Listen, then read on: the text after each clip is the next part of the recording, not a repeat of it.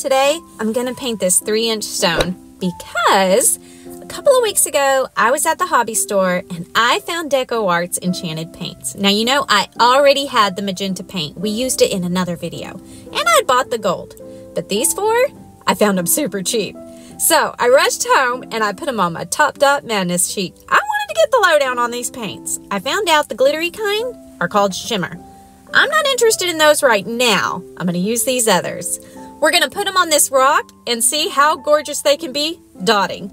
I also stumbled upon this ultra black and I knew y'all'd ask, so let's see how it compares to my typical apple barrel black. Here you go, the Enchanted, 2 coats on the left to 1 coat apple barrel on the right. I'm not seeing a very significant difference, but on this paper, it was 1 coat of that Enchanted Ultra, and I'm telling you, it went on that paper so smooth. So if you paint on paper, I totally recommend this paint. All right, you guys, let's see how enchanted we can make this rock.